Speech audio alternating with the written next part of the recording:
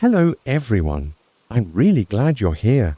Tonight, I want to help you let go of the day and ease into rest. I know many of you use these videos to fall asleep, and it means a lot to be part of your nightly routine. So if you haven't already, take a moment to like the video and subscribe. It truly helps. Now, settle in, close your eyes. It's the only stretch where I can get some peace. And let's begin. Story 1. The dead stretch of Highway 24 had been my domain for 15 years. Most truckers avoided it. The only truck stop was a dusty relic from the 60s, its neon sign flickering weakly above the entrance. Inside, the diner was almost empty save for an old man nursing coffee and a weathered waitress who looked carved from the same granite as the surrounding hills. Claiming the route was cursed, but I welcomed the isolation. The silence gave me time to think, to clear my head from the chaos of the cities. When dispatcher Ricky offered me the route again, I jumped on it without hesitation. He asked, his voice a rasp from too many cigarettes. "You be careful out there," she said with half warning, half resignation. "You sure, Trent?"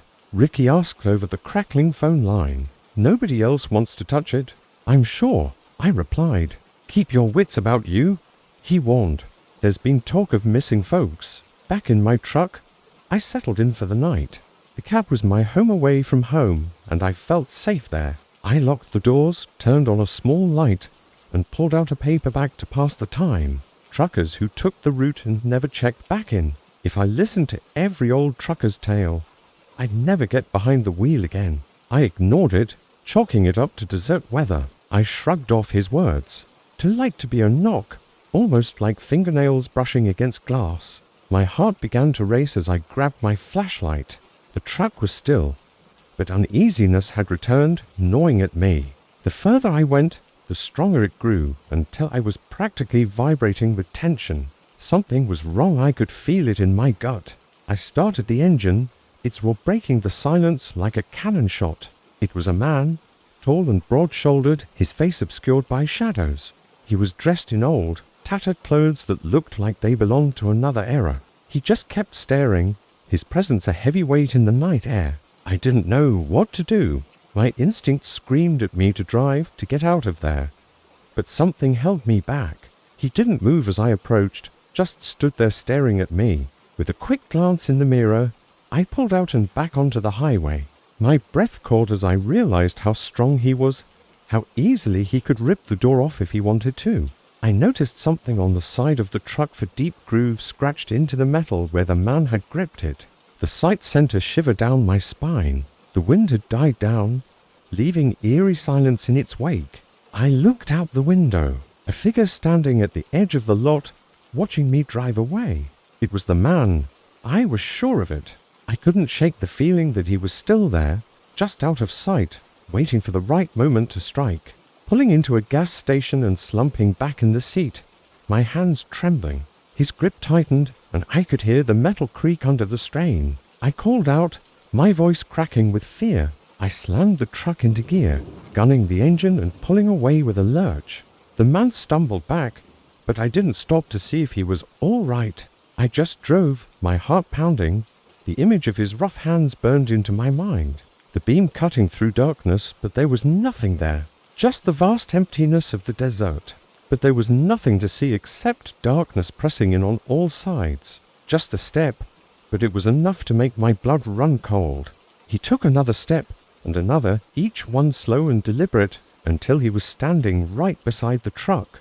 I could see him more clearly now. His face was rough with a thick beard, deep lines etched into his skin. But it was his hands that caught my attention. Huge, callous things that looked like they could crush a skull without effort. Telling myself it was just the wind, but fear gnawed at me.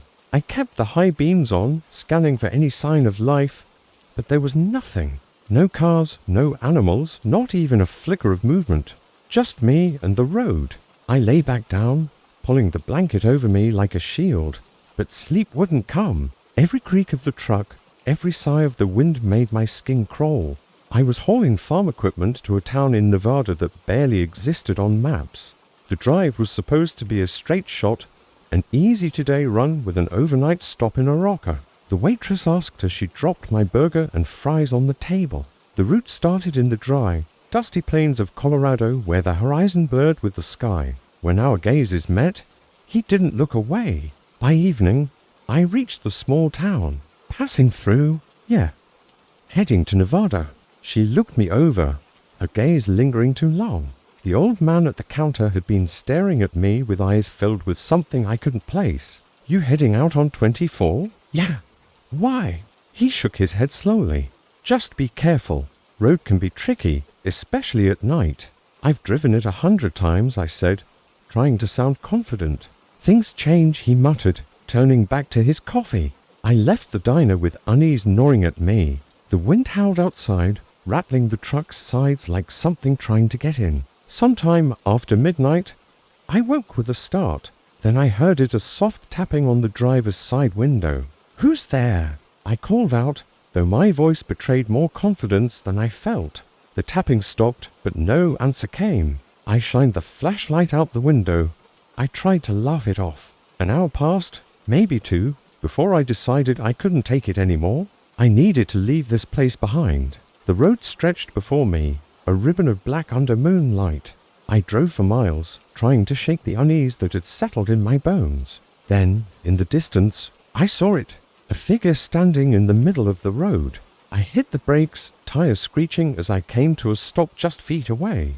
My heart pounded as I stared at the figure. I rolled down the window, my hand hovering over the horn.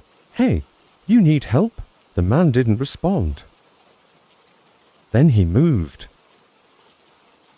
He reached out, placing one of those hands on the edge of the window, his fingers curling over the metal. Get back! I yelled, but he didn't flinch. Panic took over. For miles, I didn't slow down, not until the lights of another small town came into view. Only then did I let myself breathe as I filled up the tank.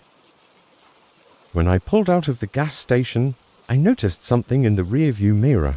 I pushed the truck harder, the engine growling as I sped down the highway. But no matter how fast I drove. Story 2, the mountain pass. The sky was dark, the deep blue that appears right before dawn. I've driven trucks for nearly 2 decades, seen every color the sky can throw at you. But this time something felt off. It was just another job moving timber from northern Idaho down to Wyoming. The roads were empty, as they usually are at this hour, with trees flanking me on either side. I go by Jeb Wilcox. I've been hauling freight across this country since I could legally drive. Life before that wasn't pretty. A shortcut if you knew how to handle the tight turns and steep inclines. The kind of road where a slip of concentration could send you barreling into the trees below. But I liked the challenge, it kept me sharp. Lost both parents young, shuffled through foster homes, and found solace in the open road. That's where I belong, where I feel free. This wasn't a route frequented by anyone unless they were trying to shave off a few hours. The lights were bright, but no matter how fast I went, those headlights stayed close, unwavering. It didn't matter if I lost the timber, it only mattered that I lost him. They didn't waver because whoever was driving knew these roads as well as I did, maybe better. I pushed the pedal to the floor, feeling the truck shudder under the strain. The kind of place that offered stale coffee and greasy burgers, but it was civilization. The trees blurred into dark smears on either side, the headlights still behind me, piercing through the dark, growing larger as they approached. Probably from the 70s, its rusted body barely held together by mismatched parts. The driver's face was obscured in shadow. The headlights became a relentless predator, hunting me through the mountain darkness. The door chimed as I burst in, and the drivers looked up, their tired eyes widening as they took in the panic on my face. But I could see his outline tall, broad shoulders sitting bolt upright. I paced back and forth, my mind racing. Had he driven off? Was he waiting out there somewhere? At the last second, I swerved to the right. I sat there for a long moment, trying to convince myself it was over, that I was safe. I kept checking my mirrors, expecting those headlights to appear again, but they never did. I reached the drop-off point in Wyoming without incident, but I couldn't get the image of that old truck out of my mind. But as I pulled out of the lot and back onto the road, I couldn't shake the feeling that I was being watched. Part of me hoped I wouldn't see the truck again, but another part, the part that needed answers, wanted to find it. I drove slower this time, keeping my eyes peeled for any sign of the rusted truck. There was something wrong, something deeply unsettling about the way he just stood there. My truck was the only one there, no sign of the other vehicle, no sign of the man. I jumped out, leaving the engine running, and ran toward the gas station. My heart pounded as I heard heavy boots hitting the pavement behind me. I took a few steps toward him, my heart in my throat. Every instinct told me to drive away, but curiosity got the better of me. I was close now, close enough to see the frayed edges of his coat, the way it fluttered slightly in the breeze. I put the truck in park and stepped out, leaving the door open behind me. I could see my truck through the glass, but the old rusted one that had been tailing me was gone. "Hey!" I shouted, but he didn't move. "You need help?" I turned and ran back to the truck, my legs pumping harder than they ever had. I could hear him behind me, his footsteps slow and deliberate, like he knew I couldn't escape. His skin was pale, almost grey, stretched tightly over his bones like it didn't quite fit. His mouth was twisted into a permanent sneer. The corners pulled up in a way that looked painful, unnatural. The tires spun on the gravel for a moment before catching, and the truck lurched forward. I didn't look back, couldn't bear to see those empty sockets staring after me. The edge of my tires skidding against gravel as the truck flew past me. Where his eyes should have been, there were just empty sockets, dark holes that seemed to suck in all the light around them. Yet somehow, I knew he could see me. I could feel his gaze, heavy and malevolent. He was tall, taller than I'd thought, with a lean build. He wore an old-fashioned coat, the kind you'd see in black and white movies, and his hair was slicked back. But what struck me was how still he was, like a statue, completely unmoving. The route I was on cut through a lesser-known mountain pass. About halfway through the pass, I saw headlights in the distance. It was unusual. My mind told me it was another trucker, someone who knew this road like I did. "You sure, buddy? Ain't nobody comin' behind you?" I ran to the door, peering into the darkness. But the night was silent save for the hum of neon lights overhead. But as the vehicle got closer, I realized it wasn't slowing down. If anything, it was speeding up. I gripped the wheel tighter, my knuckles white. The oncoming truck was an old model. He was driving on the wrong side of the road, straight at me. I laid on the horn, trying to get his attention, but he didn't flinch. Then, in my mirror, I saw the truck make a hard U-turn. My stomach dropped. He was following me. For a moment, everything was still, and I was left with nothing but the sound of my heartbeat thundering in my ears. I pushed my rig harder than I ever had, the engine roaring as I sped down the mountain pass. Adrenaline surged through me as I took the curves tighter, not caring if the load shifted dangerously in the back. Every time I thought I gained ground, he'd appear again, closer and closer. Finally, I reached a straight stretch, one of the few on this godforsaken route. Up ahead, I saw the faint glow of a gas station's lights. It was one of those 24-hour joints that serve as truckers on long hauls. I barreled into the lot, my tires screeching as I brought the truck to a halt. The old truck pulled in right behind me. The place was nearly empty, just a clerk behind the counter and a couple of long-haul drivers nursing their coffees. "There's a guy following me," I shouted, my voice strained. "He's outside right now."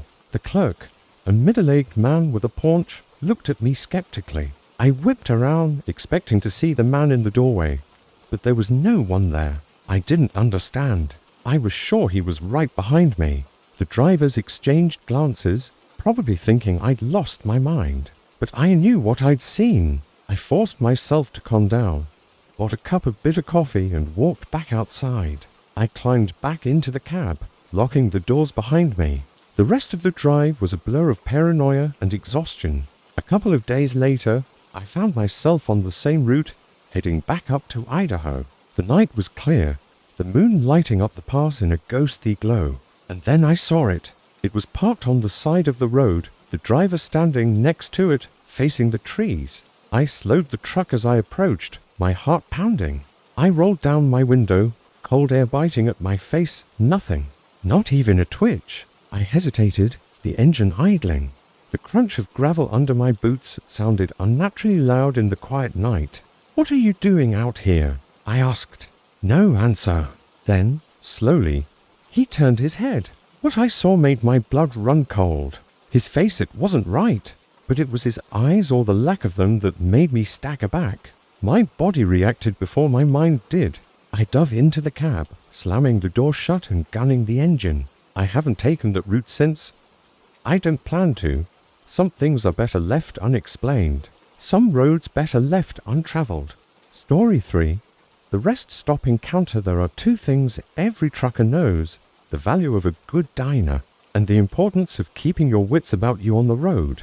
For me, the open highway was more than just a job, it was my sanctuary, and I've been driving rigs for over 20 years. But on this particular run, Frank, he said, get it there on time and there's a bonus in it for you. I was assigned to transport farm equipment from upstate New York down to some small town in South Carolina. Things have been tight lately, and I figured if I played my cards right. So I decided to pull over at the next rest stop.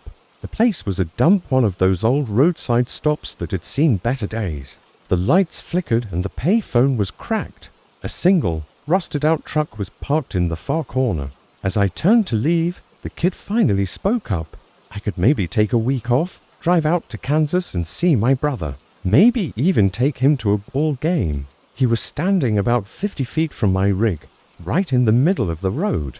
His clothes were dark, nondescript, a hoodie, jeans and boots. But it was his stance that caught my attention. He wasn't moving, wasn't shifting his weight.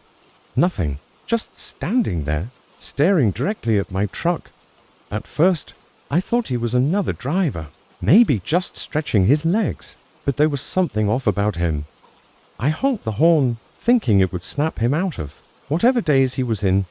No reaction, just that same eerie stillness. The company didn't give me much detail, just a location on Route 95 and a time frame. I called out, walking toward him. As I got closer, I could see his face, or at least where his face should have been. His hoodie was pulled low, and in the darkness, I couldn't make out any features. I don't have much family left. Just a brother in Kansas I talk to once in a while, and a daughter, who is too busy with her own life to check in. So it's just me and the road. The clerk behind the counter was a kid, no older than 20, wearing a faded baseball cap pulled low over his eyes. He barely looked up when I walked in. I made it through New York, down into Pennsylvania. There were no lights, no cars, just me, the asphalt, and the hum of the engine. The kind of quiet that can drive a man mad if he lets it, and was cruising along smoothly. The weather was fine, traffic light just the way I liked it. But as I got closer to Virginia, things started to get strange, and that's how I like it. A place where I could be alone with my thoughts. My name is Frank Willis. My usual route takes me up and down the East Coast. The dispatcher, Jerry, was a no-nonsense kind of guy. I was all about that bonus. The first part of the drive was uneventful. It was around 2 in the morning when I hit a long stretch of Route 95, where the road seemed to stretch on forever. My eyes were starting to get heavy. I headed inside to grab a cup of coffee. Coffee? I asked. Over there, he mumbled, gesturing to a corner where a battered coffee pot sat. I poured myself a cup and took a sip. It was terrible, but it would do the trick. Be careful out there, he said, his voice flat, almost robotic. I nodded, not thinking much of it, and headed back to my truck. I had just settled into my seat when I saw him. He was tall, probably about 6'5", and built like a linebacker. I don't scare easily, but this guy, there was something about him that made the hair on the back of my neck stand up. I decided to get out, see what the hell his problem was. Hey, buddy, you all right? He didn't answer, didn't even flinch, just stood there like a statue. I was about 10 feet away when I noticed the knife, a long, curved blade glinting in the dim light of my truck's headlights. Look, man, I don't want any trouble. Just passing through. I started to back away, my heart pounding in my chest. Then, in a single fluid motion, he raised the knife and pointed it directly at me. It was a deliberate, calculated gesture, and it sent a chill down my spine. He was holding it casually, down by his side. But the way his fingers gripped the handle, it was clear he knew how to use it. I turned just in time to see a second man stepping out from behind the trailer. He was shorter, stockier, with a shaved head and a twisted grin on his face. The The guy with the chain circled around, blocking my path back to the truck. I was out of options. In his hand, he held a length of chain wrapped tightly around his knuckles. I stopped dead in my tracks, the tires screeching as I peeled out of the rest stop. But he didn't stand a chance. He still didn't move. I don't know how long I drove before I finally pulled over, my hands shaking so badly I could barely keep them on the wheel. That's when I heard the sound of faint metallic clink from behind me, near my rig. If I was going to make it out of this, I needed to take one of them down. I was in the middle of nowhere, and it would be hours before I hit another town. Who were those guys, and why had they targeted me? I'd need to get it stitched up, but I was alive. The tall guy was on me in an instant, driving the knife into my shoulder. I had a delivery to make, and the sooner I got back on the road, the better. Pain exploded through my body, but adrenaline kept me moving. I caught him off guard, slamming into him with all my weight. We went down hard, the chain clattering to the ground. I made my delivery, got my shoulder patched up, and took the week off to visit my brother. But sometimes, when I'm out on those long stretches of highway, I can't help but glance in the rearview mirror just to make sure there's nothing following me. Shit, I muttered under my breath. I was trapped. The first guy, the tall one, started walking toward me slow and steady. Without thinking, I lunged toward the guy with the chain.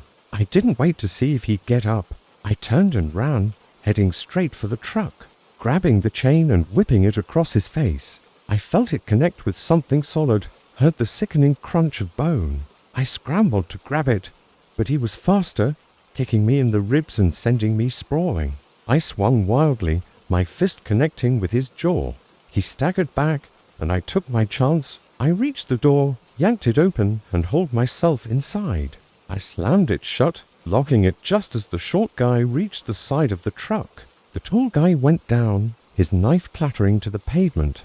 The shorter guy was already on his feet, his face twisted in rage, but I didn't care. He pounded on the window, screaming something I couldn't hear over the roar of the engine. I threw the rig into gear and floored it. In the rearview mirror, I saw the tall guy getting to his feet, blood streaming down his face. The short guy was still chasing after me. I didn't stop, didn't slow down, just kept driving, the adrenaline pumping through my veins. I looked down at my shoulder where the knife had cut deep, blood soaking through my shirt. I grabbed my phone, ready to call the cops, when I realized something. There was no signal. Of course there wasn't. I leaned back in the seat, trying to catch my breath, my mind racing. What the hell had just happened? I didn't have answers, but I knew one thing for sure: I wasn't sticking around to find out. I never did see those guys again. That's the life of a trucker. You keep moving, keep your head down, and hope you make it to your destination in one piece. Story 4. The Twisted Man. When I picked up my first trucking job with Harlan Transport, I thought it would be a steady paycheck and a way to clear my mind. I've always liked the solitude and the hum of the engine beneath me. It gave me time to think, to let my mind wander without the constant noise of other people's lives. I didn't anticipate anything other than long hours on the road, kind of place you have to squint at the map to find. The load was industrial equipment supposed to reach a new factory by morning. The dispatcher handed me the assignment like it was any other, and to me, it was. He asked, his voice gravelly and hoarse, like he hadn't spoken in days. Late-night meals at greasy diners, and the occasional chat with other drivers at rest stops. Just stretching my legs, I replied, trying to sound casual, but his gaze didn't waver. It was like he was sizing me up, trying to figure something out. It wasn't uncommon to meet strange people on the road, but this guy, he had a way of getting under my skin. I'm Aaron Bishop, and I've been driving trucks for about 7 years. Good, I thought. No need to prolong that awkwardness. My route this time was from Louisville to some backwater town in West Virginia. I hit the road around 6 in the evening, the sun already dipping low. The rest stop lights faded in my rearview mirror as I merged back onto the highway, the blacktop stretching out before me. There was something familiar about that truck, the pattern of mud splattered on the trailer, the dent in the bumper. My eyes scanning the cab for any sign of the driver, but the windows were dark and I couldn't see inside. As I pulled alongside, intending to get ahead, the truck suddenly jerked into my lane, forcing me to swerve onto the shoulder. It was the same truck I'd seen back at the rest stop. But then, out of nowhere, my CB radio crackled to life. It was odd because I usually kept it on a frequency where I'd only hear relevant chatter, but this wasn't trucker talk. It was static, a garbled mess of sounds that made no sense. I prefer driving at night, less traffic, cooler air, fewer distractions. The scenery shifting from suburban sprawl to the dense, looming trees of Appalachia. It was around 11 when I decided to pull over at a rest stop. Then, just as suddenly as it started, it cut off, leaving the cab in silence, its taillights flickering like a candle in the wind. The rig was swerving slightly, its driver either distracted or drunk. The place was nearly deserted, just one other truck and a couple of beat-up sedans.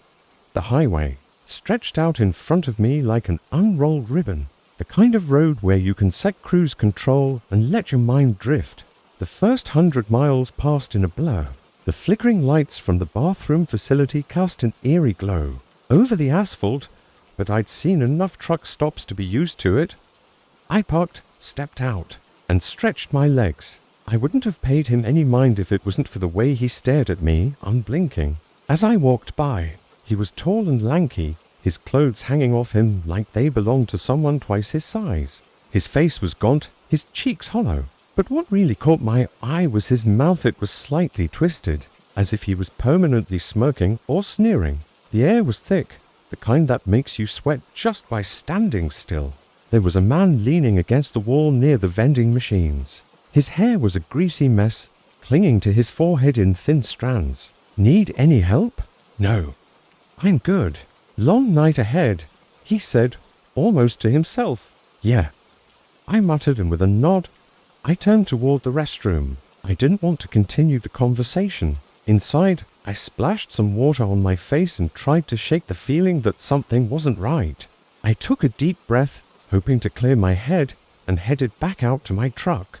He was gone when I stepped outside. I climbed into my cab, locked the doors out of habit, and started the engine. The next hour passed in relative peace, just the steady rhythm of the tires on the road. I fiddled with the dial, trying to clear it up, but the more I turned, the more distorted it became. I frowned, thinking it was a malfunction or interference. But then, in the dim glow of the dashboard, I noticed something up ahead. Another truck. Idiot, I muttered, preparing to overtake him. But as I drew closer, I felt the hairs on the back of my neck stand up. I slowed down, keeping a safe distance. My heart pounded as I fought to control the wheel, my rig skidding dangerously close to the guardrail. What the hell? I shouted, my hands gripping the wheel. I glanced into my side mirror, expecting to see the truck barrel past me, but it was gone, vanished, as if it had never been there. I looked around, half expecting the truck to come at me from another angle, but the highway was empty, just the dark road ahead and the trees looming on either side. I kept glancing at the mirrors, half expecting the truck to reappear. I slammed on the brakes, my truck lurching to a stop. I slowed down, squinting into the darkness. I approached cautiously, shining the light on the figure. It was a man, his limbs contorted in unnatural angles, his helmet shattered beside him. I knelt down, my hands trembling as I checked for a pulse, but I knew it was futile. There was someone standing in front of my truck, illuminated by the headlights. The man was dead, his skin already cooling. He didn't move, just stood there as if daring me to do something. My mind screamed at me to drive. I felt a scream building in my throat, but it wouldn't come out. I was trapped, like a mouse under the gaze of a cat, to run him over if I had to, but my body wouldn't respond. It was like I was paralyzed, locked in a staring contest with something I couldn't understand. The bike was mangled, the kind of wreck you don't walk away from. Maybe the long hours and the strange encounter at the rest stop were messing with my head. I needed to keep moving to make the delivery on time. They found the motorcycle, the debris, but there was no sign of the man, just bloodstains on the road, and the broken glass from my windshield. Half expecting to see the twisted smirk staring back at me, but there was nothing, just the empty road stretching out ahead. This time with a clear signal, some old country song played softly through the speakers. It was almost comforting. I could see the details now, the cracked lips, the bruised skin, the way his mouth seemed to stretch impossibly wide. The road ahead was long and empty, but somehow less threatening. Just another night on the job. I sat there for a minute, trying to calm my breathing. Maybe I'd imagined it. I slammed my foot on the gas, the engine roaring to life. The truck lurched forward, throwing him off the hood and onto the asphalt. I didn't stop to check if he was still there. I just drove, my eyes fixed on the road ahead, my mind a whirl of fear and adrenaline. And as I moved closer, I saw it, a body lying just off the road, face down in the dirt. They didn't push it, just told me to get some rest and be careful on the road. I stumbled out of the cab, my legs shaking as I tried to steady myself. I took a deep breath, put the truck in gear and got back on the road. But the feeling of unease didn't leave me. 20 miles later, my headlights caught something on the side of the road debris, a broken wooden crate, and an overturned motorcycle. I pulled over and grabbed my flashlight, stepping out into the cool night air. The beam of light danced over the twisted metal. Jesus, I whispered, my stomach turning. The man's clothes, they were the same ones worn by the guy from the rest stop. That oversized jacket, those baggy jeans. It was him. And then I noticed something that made my blood run cold. My heart pounded in my chest as I stood up, stumbling back toward my truck. How the hell had he gotten here? How was it possible? I fumbled for my phone, dialing 911 as I climbed back into my cab. But before I could hit send, I froze. It was him, the same man, staring at me with that twisted smirk on his face. No way. I muttered, my hand tightening around the phone. Then, as if a switch had been flipped, he started walking toward me, his steps slow and deliberate. He reached the front of the truck and climbed up onto the hood, his face now inches from the windshield. Then, with a single swift motion, he slammed his hand against the glass, cracking it like a spider web. That was enough to snap me out of my trance. I didn't stop until I reached the outskirts of a small town, where I finally pulled over at a gas station. Inside, I found the clerk and asked him to call the police. They arrived within minutes, taking my statement and heading out to the scene. "Are you sure about what you saw?" one of the officers asked, his tone skeptical. I nodded, too tired to argue. As I drove away, the town fading into the distance, I couldn't help but glance at the mirrors. And then, as if nothing had happened, the radio crackled to life again. I let out a breath I didn't realize I'd been holding and kept driving. Story 5, The Body in the Woods. I hate driving at night. Most truckers I know love it because the roads are clearer and you can cover more ground without getting caught in traffic. And I've been driving trucks for nearly 20 years, driving a route that was supposed to be an easy one, a straight shot through miles of pine trees and 2-lane highways that see maybe a handful of cars each hour. The place felt like the edge of the world, bringing the rig to a screeching halt just a few feet away from the body. My heart pounded in my chest, my hands trembled as I dialed 911.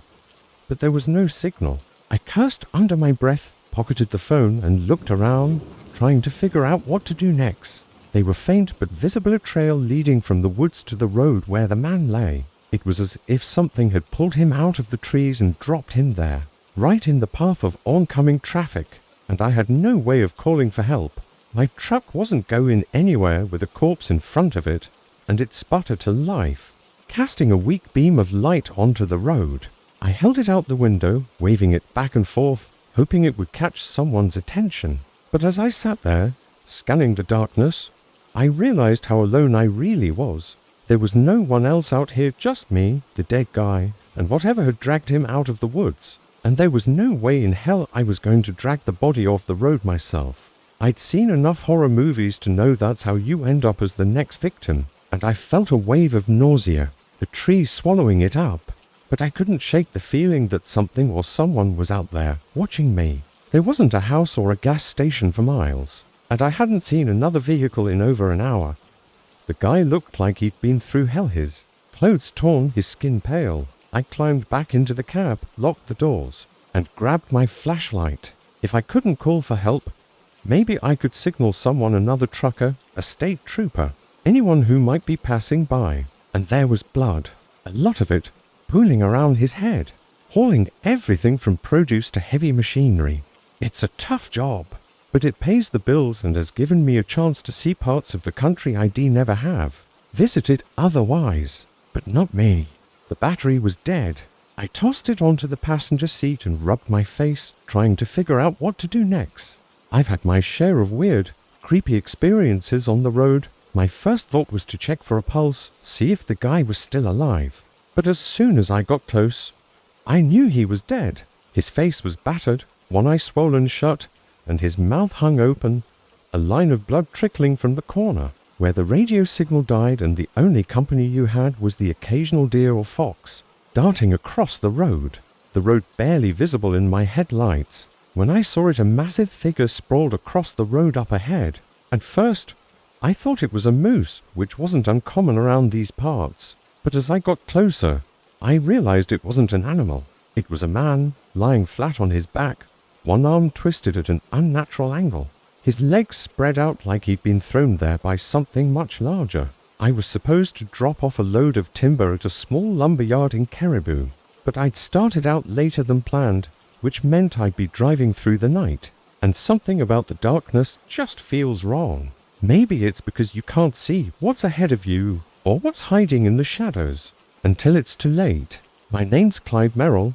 Tonight, I was making my way through the dense forests of northern Maine. It was a stretch of road. I was about 2 hours from my destination. I slammed on the brakes. I jumped out of the cab, my boots crunching on the gravel as I ran over to him. What the hell happened out here?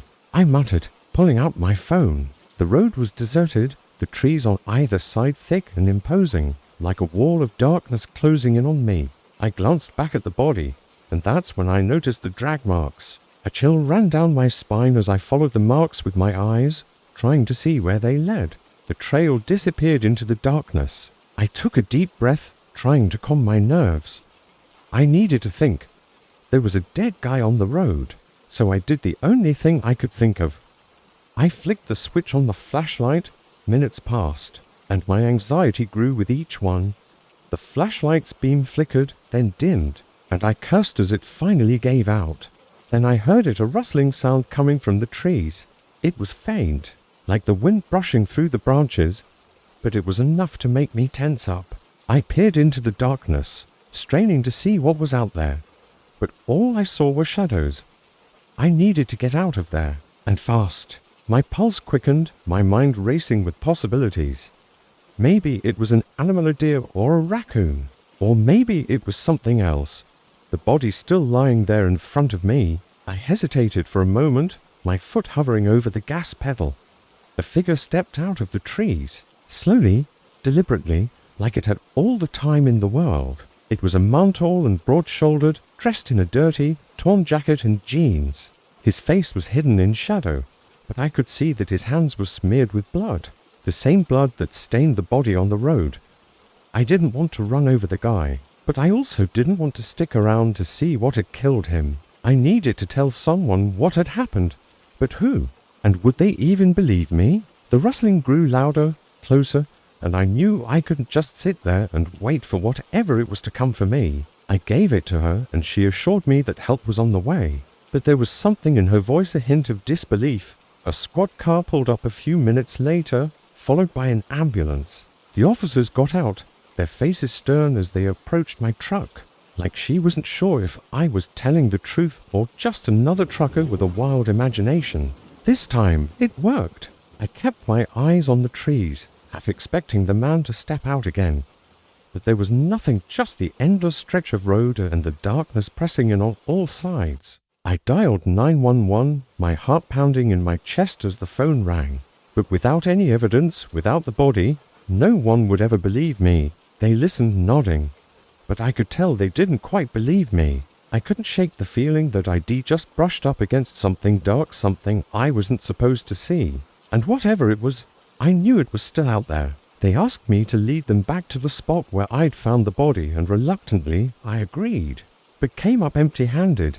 After a while, they called off the search, deciding it must have been a false alarm. A dispatcher answered, and I quickly explained what I'd seen: the dead man on the road, the figure that had emerged from the woods. I turned the key in the ignition, the engine roaring to life. The truck's headlights illuminated the road. Before I could make up my mind, the rustling stopped. The road was empty, no sign of the man, the drag marks, or anything else I'd seen earlier. They asked me to step out of the truck to retrace my steps, but there was nothing. I didn't want to leave my truck behind, not out here. As the officers drove away, I stood there by the side of the road, staring into the darkness. No blood, no tracks, nothing to prove what I'd seen. Everything went still. The only sound was the low hum of the engine and the pounding of my own heart, not slowing down until I saw the lights of a small diner up ahead. It was the first sign of civilization I'd seen since I'd left the lumber yard. I pulled into the parking lot, my hands shaking as I shut off the engine. I gripped the steering wheel, my knuckles white, waiting for something to happen. There was no way this guy was just a random passerby. He was connected to the dead man somehow, and he was coming straight for me. And then it did. I stared at him, my mind racing. I floored the gas pedal, the truck lurching forward. The man didn't move, didn't even flinch as the truck bore down on him. At the last second, I swerved, the tires screeching as I veered around the body and the man. I didn't look back to see if he was still standing there. I just kept driving, my heart pounding, the road blurring beneath me as I sped away. I drove for what felt like hours. I sat there for a moment, trying to catch my breath. I grabbed my phone again, praying for a signal. The dispatcher listened quietly, then asked for my location. I stayed in the truck, watching the road, waiting for the flashing lights of a police car. It didn't take long. I told them everything, just like I told the dispatcher. We drove back down the dark road, the squad car following close behind. When we reached the spot, I slowed down, my heart sinking as I realized what was missing. The body was gone. The officers looked at me, their expressions a mix of confusion and suspicion. They searched the area, combing the woods with flashlights. They offered me a ride back to town, but I declined. I knew what I'd seen. There was no way I could have imagined it. I climbed back into the truck, my mind racing with questions. Who was that man, and why had he taken the body? As I started the engine and pulled back onto the road. Story 6, The Hitchhiker. Truck driving has always been in my blood. My father did it, my grandfather too, and now here I am, a third-generation road warrior. There's something about the open road, the hum of the engine beneath me, and the miles slipping by like a well-worn path that always drew me in. But if there's one thing I've learned from years behind the wheel, it's that no days are ever the same. That's how it started, a routine haul through backcountry roads that most drivers would avoid. I'm not most drivers. Tall, lean, dressed in jeans and a dark jacket with a baseball cap pulled low over his face. His thumb was out, and I could see his breath in the cool night air. My rig, a beat-up old Peterbilt I'd named Betsy, had seen better days, but she was reliable. We were cutting across a desolate stretch of highway somewhere in northern Nevada, about as middle of nowhere as you could get in this country. The light from the cap caught his face as he climbed up, and that's when I noticed it. His face was thin, almost gaunt, like he hadn't eaten in days. His skin was pale, but not sickly, more like he just didn't belong under the harsh sun of the Nevada desert.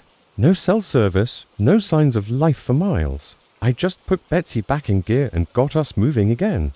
Just the road, the mountains, and the endless desert stretching out in every direction. It was just past midnight, the darkness pressing in around the cab like a suffocating blanket. The road had been empty for hours. He slid into the seat and shut the door, the sound echoing in the silence. The only light coming from Betsy's headlights slicing through the blackness ahead. The radio, tuned to some classic rock station, crackled with static. I didn't mind, the noise was comforting. Just the sound of the engine and the road beneath us. But there was something deeply wrong with him. I've had my fair share of sketchy passengers before, but this guy was different.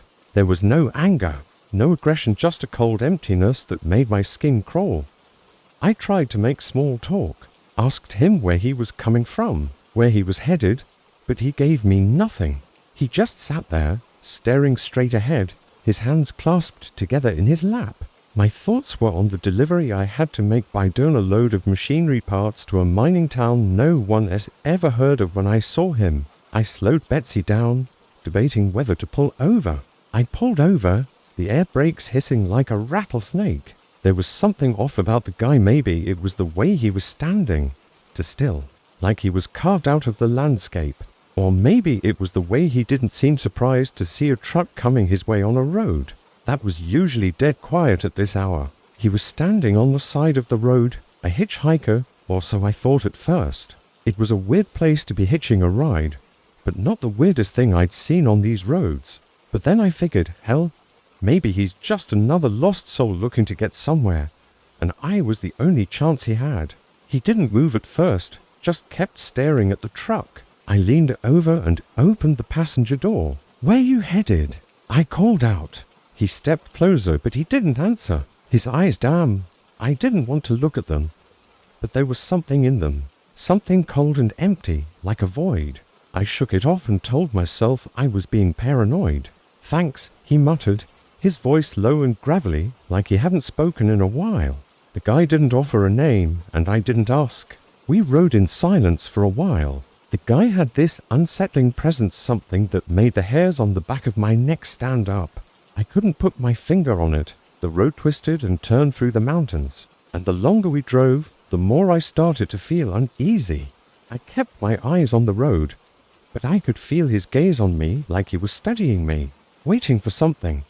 About an hour in, I decided enough was enough. There was a small rest stop coming up, just a dilapidated old gas station with a flickering neon sign. I figured I'd drop him off there and get on with my night. His expression didn't change, but there was something in his eyes that made my stomach knot. I didn't care where he was going, as long as he was out of my truck. 5 words and I'd had enough. I pulled Betsy off the road, the tires crunching over gravel as we came to a stop in the rest stop parking lot. The place was deserted, not a soul in sight. Perfect. Like I'm some kind of stray dog? "We're stopping up ahead," I said, trying to keep my voice steady. "You can catch another ride from here." For the first time since he got in, he turned to look at me. He just sat there, staring at me with those cold, dead eyes. Then he smiled, a slow, deliberate smile that sent a chill down my spine. "I don't think so," he said quietly. "I don't think you understand," he said, his voice a whisper of steel. "You're not in control here." I shoved the door open and jumped out of the truck, the cold night air hitting me like a slap. I turned, ready to run. I bolted toward the gas station, hoping against hope that the door was unlocked. My feet pounded the pavement as I reached the entrance, my fingers scrabbling for the handle. But I heard the door of the truck creak open behind me. He was coming after me, slamming the door shut behind me. I turned around, panting, expecting him to be right there. But the parking lot was empty. The truck was still there, the door hanging open. But he was gone, vanished. That was it. I stayed in that gas station for what felt like hours, crouched behind the counter, my heart racing, waiting for him to come bursting in. I didn't go back to the truck right away. I wasn't sure I ever wanted to get back in Betsy again. On the passenger seat, where the guy had been sitting, was the tire iron bent and twisted out of shape like it had been crushed by a machine. But eventually, I had no choice. The delivery had to be made, and I wasn't about to let some psycho ruin my reputation. But he never did. "You're getting out," I said, more forcefully this time, reaching over to open the passenger door. Now, and I never took that route again. Maybe it was just a fluke, or what I'm thinking. Or maybe I'd crossed paths with someone I was never meant to understand. But he didn't move, and that's the last time I let a hitchhiker into my truck. "Do you really think you can just drop me off?" he asked, his voice soft but menacing. I felt my pulse quicken. The tire iron connected with his shoulder, and I expected him to crumple, to feel pain, something. But he didn't even budge. Instead, he grabbed the tire iron mid-swing and wrenched it from my hands with impossible strength. This was bad, really bad. I had no idea who this guy was, but he wasn't just some hitchhiker. Something told me I'd made a big mistake letting him into my truck. I reached under my seat where I kept a tire iron for emergencies and pulled it out. brandishing it like a weapon. I said, "Get out, now." The man's smile widened. He didn't even flinch. "Go ahead," he said, his voice barely above a whisper. "Try it." I didn't think I'd just swung. My heart pounded as he leaned in closer, his face inches from mine. The fear that had been simmering inside me boiled over.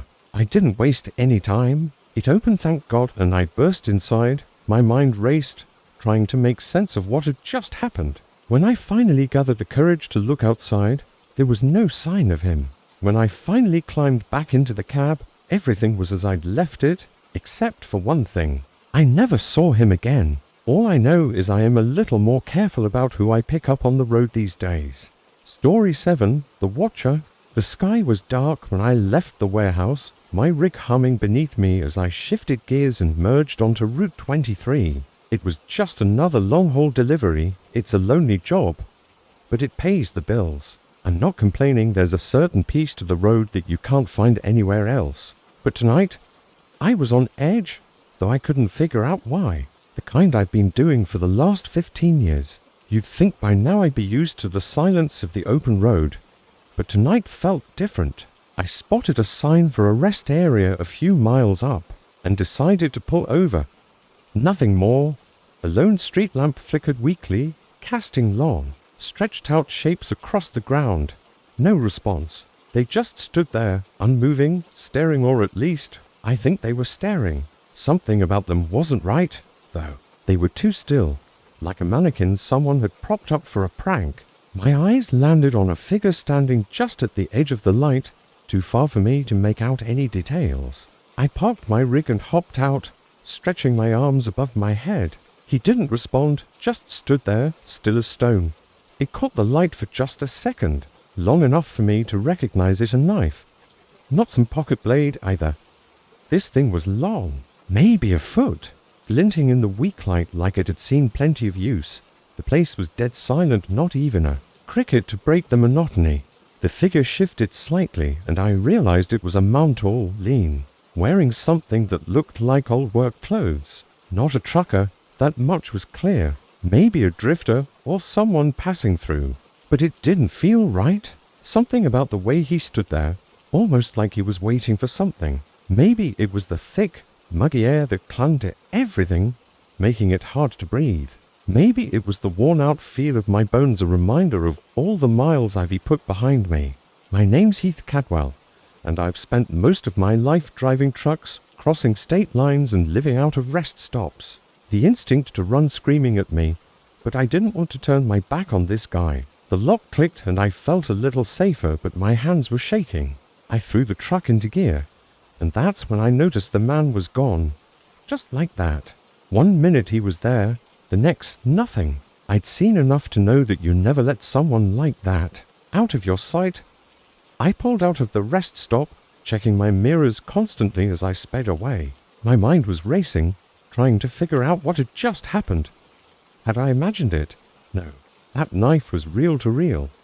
Maybe the wind had kicked up some loose gravel, or I was just hearing things. I dropped the coins in the machine, grabbed a bottle of water, and leaned back against the side of the truck. The route took me through back roads in Indiana, a part of the state I rarely see. Small towns that feel like time forgot them. Gas stations that look like they haven't seen a customer in years. The kind of places you drive through but never stop at unless you're out of options. Around midnight, I started to feel that familiar ache in my lower back, a reminder that I wasn't 30 anymore. I needed to stretch, fumbling for change in my pocket. When I heard a faint crunching of gravel behind me, I turned, expecting to see another trucker pulling in, but there was nothing, just the lot, empty save for my rig. It was one of those tiny stops with maybe a vending machine and a couple of toilets. I walked over to the vending machine. I shook it off. I don't know how long I stood there, listening to the nothingness, but after a while, I felt it again. This time, it wasn't just a sound, it was a presence. You know that feeling when someone's watching you? The hair on the back of your neck stands up and your gut twists. I had that feeling strong. I straightened up, scanning the shadows around the rest stop. "Hey," I called out. I took a step closer, squinting to get a better look. "Need help or something?" I asked. trying to keep my voice steady. That's when I saw the glint of something metallic in his hand. I backed up slowly, moving toward my truck, keeping my eyes on him. My heart was pounding in my chest when I reached the truck door. I yanked it open and climbed in, slamming it shut behind me. I cursed under my breath, scanning the lot for any sign of him. Nothing but shadows. The road stretched ahead, empty except for my headlights cutting through the dark. I was just beginning to calm down, telling myself I'd put enough distance between me and that rest stop, when I saw him again, standing in the middle of the road, dead ahead.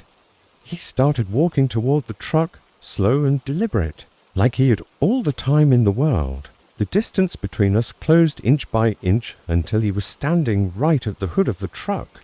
I slammed on the brakes, the tires screeching as the rig came to a halt just a few feet from him. Adrenaline coursing through me as I scrambled to think of what to do. Run him over. Get out and face him? Neither option seemed good, but sitting there wasn't an option anymore. He didn't flinch, didn't move, just stood there, that knife glinting in his hand. Eyes locked on me through the windshield. But he just stood there watching, waiting for me to make a move. I kept the phone pressed to my ear, my eyes locked on the figure. But something was wrong. His shape seemed to change, like the outline of his body blurred and shifted. The dispatcher was still on the line, asking if I was okay. I muttered something, not sure what, and hung up, slower this time, checking the mirrors constantly. 1 second he was tall and thin. The next he looked bulkier, more imposing. That doesn't mean I'm not still looking over my shoulder, though. Maybe one day, someone will catch him, and I didn't have much to tell them beyond a vague description of the man with the knife. They believed me, though at least they didn't call me crazy. Maybe they'd heard similar stories before. Hell, for all I know, this guy's been terrorizing drivers for years. My mind was struggling to keep up with what I was seeing. I sat frozen, my hands gripping the steering wheel so hard my knuckles turned white. My heart was hammering in my chest. I reached for my phone, fingers fumbling as I dialed 911. I kept my eyes on him. There's a guy, I managed to say, my voice shaking, on Route 23. He's got a knife, and he's just standing there in front of my truck. The dispatcher answered, but I barely registered her words. What's your exact location? The dispatcher asked, her tone calm and professional. I'm not sure. Somewhere past the old Pine Creek rest stop. He's not moving. One blink, and the road in front of me was empty. Stay in your vehicle, she instructed. I'm sending someone out. Don't engage him. She didn't have to tell me twice. And then, just as suddenly as he had appeared, he was gone. I let out a breath I didn't realize I'd been holding, my body sagging against the seat. The road was empty again, but I didn't feel safe. I shifted back into gear and started driving. By the time the cops showed up, I was already miles away. They found nothing at the rest stop. I don't know what he wanted or why he targeted me, but I haven't seen him since that night. Story 8. The convoy. I was for hours into a 14-hour haul, driving from a small town in Ohio to a warehouse just outside of Kansas City.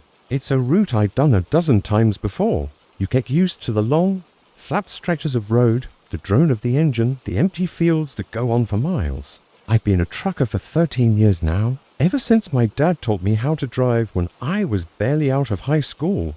And you learn to keep yourself entertained. Sometimes I listen to podcasts, sometimes it's music, but today I just had my thoughts for company. The job isn't glamorous, but it's honest and it keeps food on the table. My name's Corbin Lyle, by the way, but most people just call me Corb. And the whole place had that kind of stillness that makes you feel like you're the only person left on earth. Same denim jacket, same Toulouse jeans, same boots. He was standing by a tree, arms crossed over his chest, just watching the truck pass by. There's a lot of downtime on these trips, skidding to a stop in the middle of the empty road. My heart was pounding. How the hell had he gotten ahead of me? I hadn't seen any side roads, no other cars, nothing. The load was nothing special, crates of auto parts heading west. Craning my neck to get a better look at where he'd been standing. But he was gone. Vanished, just like that. and the fields on either side of me were swallowed up by the darkness. Listening to the sound of my own breathing, trying to tell myself I wasn't going crazy. Maybe I just imagined it. I kept glancing in the mirrors, half expecting to see him again, but the road stayed empty. Still, the feeling of being watched never left. Maybe it was a trick of the light, but deep down I knew better. They came out of nowhere. One moment the road was empty, the next there they were, gaining on me fast. I couldn't make out the vehicle in the rear view, just the blinding glare of the lights, cutting through the rain. He just stood there, staring as I drove past, his eyes following me in the side mirror. He stayed right on my bumper, tailgating me hard enough that I could feel the rumble of his engine through the frame of my truck. I figured I'd stop at a truck stop I knew of in Missouri, grab some coffee, maybe shoot the breeze with some other drivers before pushing on. It was late afternoon when I hit the back roads. The GPS had me taking a detour due to construction on the highway, leading me through a part of Missouri I'd never seen before. It was rural, real backwoods territory, with fields of corn and soybeans, when I noticed a man standing by the side of the road. He was wearing a faded denim jacket, jeans too loose for his skinny frame, and boots that looked like they'd seen better days. His hair was long and stringy, and a beard covered most of his face, the occasional dilapidated barn dotting the landscape. The sky was overcast, threatening rain. I was zoning out, thinking about nothing in particular. He didn't have a sign, didn't look like he was hitchhiking. I'm not a paranoid guy by any means, but something about him gave me the creeps. Maybe it was the way he looked at me, like he knew something I didn't. I shook it off, telling myself it was just a long day messing with my head. About 20 minutes later, I saw him again. I slammed on the brakes, I threw the truck into reverse and backed up a bit. I sat there for a moment. I drove on, the unease settling in my gut like a lead weight. About an hour later, the rain started, coming down in sheets, turning the road slick. The light was fading.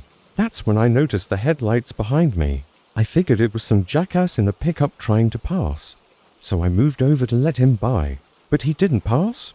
What the hell? I muttered, gripping the wheel tighter. I tapped the brakes, hoping to send a message, but the lights just surged closer, practically kissing my back end. There was nowhere out here to pull over, no shoulders, just a narrow road with ditches on either side.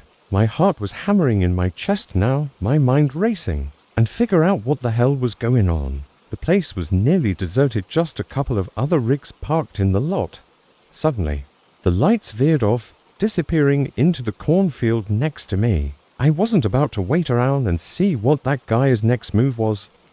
I could see the tall stalks, bending and snapping in the rear view, the vehicle crashing through them like a predator on the hunt. When I finally stepped back outside, the lot was empty. I climbed into the cab and locked the doors, grabbing my phone to call the cops. But as I dialed, I hesitated. What was I going to tell them? That some guy in a denim jacket had been following me. It was fresh, glistening in the dim light from the rest stop. My stomach turned. I hadn't hit anything, I was sure of it. That he'd somehow appeared on the road twice without any explanation. My truck sat where I'd left it, untouched, and there was no sign of the man in the denim jacket. As I reached the door, I glanced back at my truck, and that's when I saw him again, the man in the denim jacket. Then the lights were gone, swallowed up by the darkness. The blood was thick, running down from a dent in the metal. My hands shook as I touched it, confirming it was real. This wasn't some harmless drifter looking for a ride. I whipped around, my heart pounding in my ears. I yanked the doors open, the metal groaning in protest. The trailer doors were closed, but I could see something, a shadow moving behind them. But once they did, they had more questions than I could answer, just as they had when I'd loaded them that morning. The road ahead was long and empty, but somehow less threatening. Just another night on the job. But there was something else, to a body, crumpled between two of the crates, blood pooling beneath it. This was something else, something I couldn't explain. I floored it, pushing the truck faster than I probably should have on a road like this. A few miles later, I saw a sign for a rest stop up ahead and decided to pull in. I needed to regroup, calm my nerves. His face was twisted in a final, silent scream, his limbs contorted in ways that shouldn't have been possible. Robbie's eyes widened as he stepped closer, and for a moment, I thought I saw fear flash across his face. I pulled up next to one and cut the engine, taking a few deep breaths to steady myself. I wasn't alone anymore. Another trucker had pulled up behind me. A big guy named Robbie I'd met a few times on the road. I climbed out of the cab and headed for the restroom, hoping to splash some water on my face and clear my head. They showed up about an hour later, flashing lights cutting through the dark. They took our statements, asked questions I barely had answers to, and finally loaded the body into the back of a van. The rain had let up, but the ground was still wet, puddles reflecting the dim lights from the building. He was standing at the edge of the lot, half hidden in the shadows, his head cocked to the side. Though I couldn't make out his face in the dim light, I knew he was staring right at me.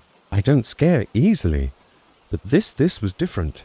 I stayed in that restroom longer than I needed to, splashing cold water on my face and trying to think of what to do next. I hurried inside, locking the door behind me, my hands shaking as I turned on the faucet. I wasn't about to let this guy get to me, but I also wasn't about to confront him alone. I walked back to my rig, checking the shadows for any movement, but it was like he'd never been there. I hung up the phone. There was no point they'd think I was crazy. I was about to start the engine when I saw a smear of blood on the side of my truck. I jumped down from the cab, my boots splashing in a puddle as I hurried over to inspect it. And then I heard a faint thud from the back of the trailer. I reached for the crowbar I kept in the tool compartment, gripping it tightly as I approached.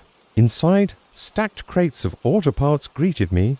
It was the man in the denim jacket. I backed away, bile rising in my throat. "Hey, Corb," he called out. "What's going on?"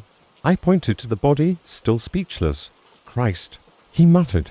"We called the cops after that." The cops didn't believe me at first, not until they saw the blood, the body, the dent in my truck. All I knew was that the man in the denim jacket was real. His body was there, and I wasn't crazy.